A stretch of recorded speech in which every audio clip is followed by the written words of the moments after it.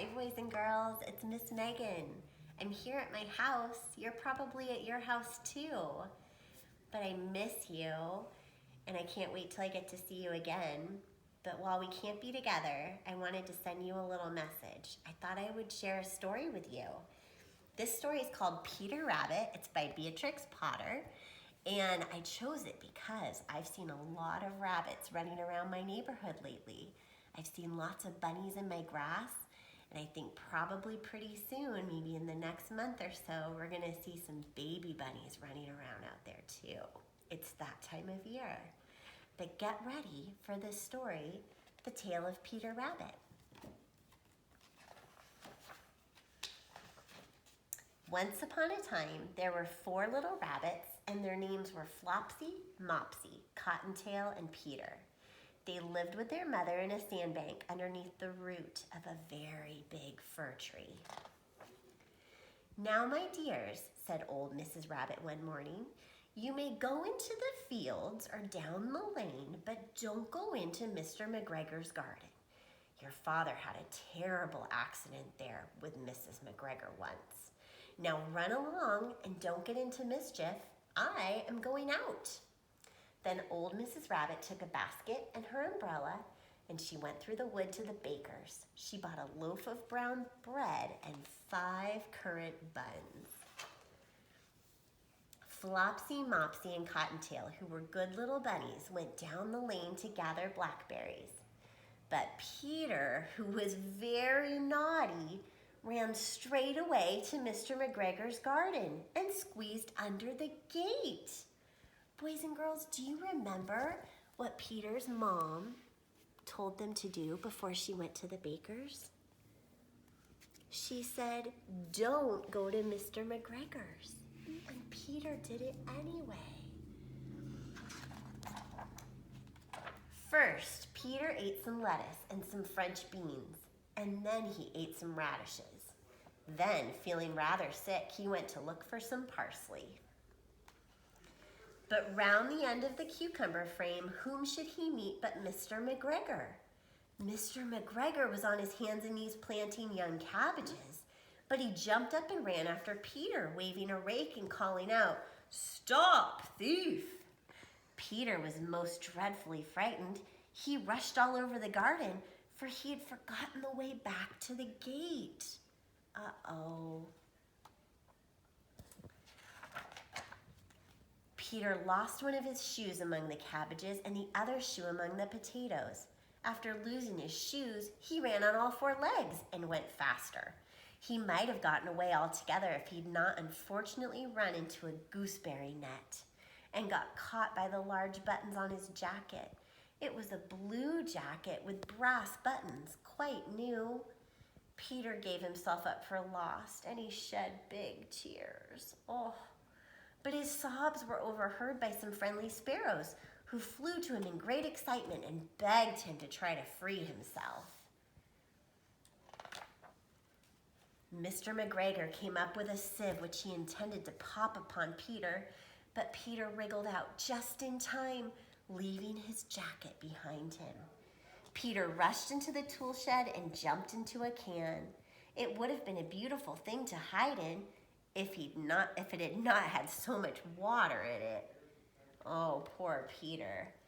Mr. McGregor was quite sure that Peter was somewhere in the tool shed, perhaps hidden underneath a flower pot.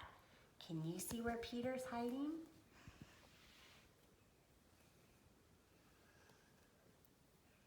I see him. His little ears gave him away.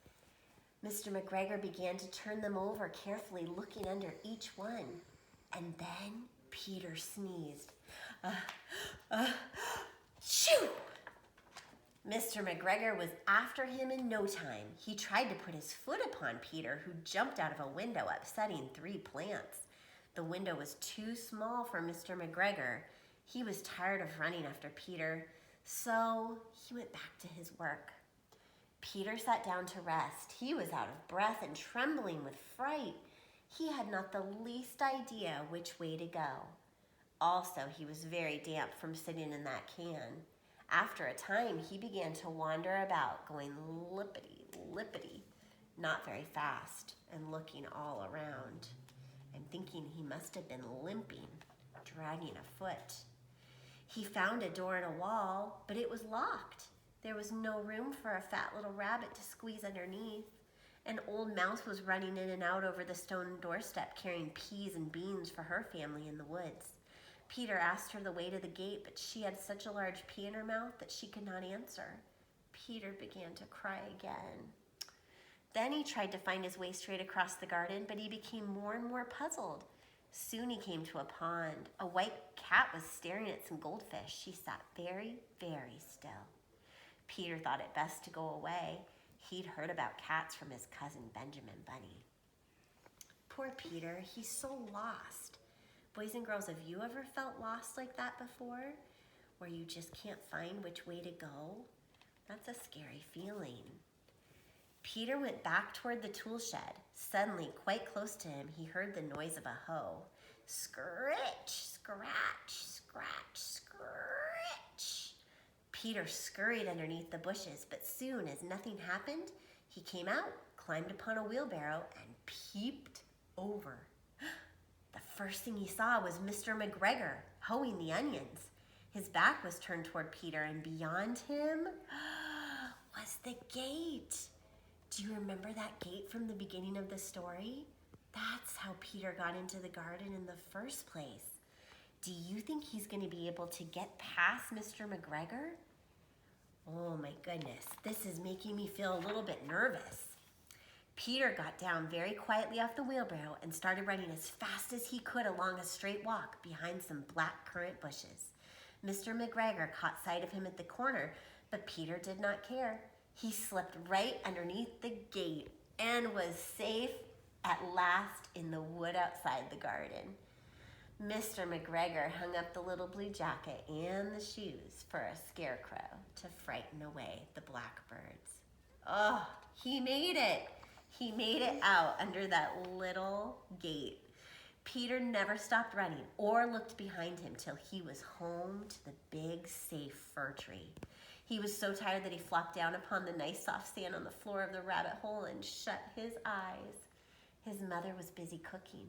She wondered what he had done with his clothes. It was the second little jacket and pair of shoes that Peter had lost in a month.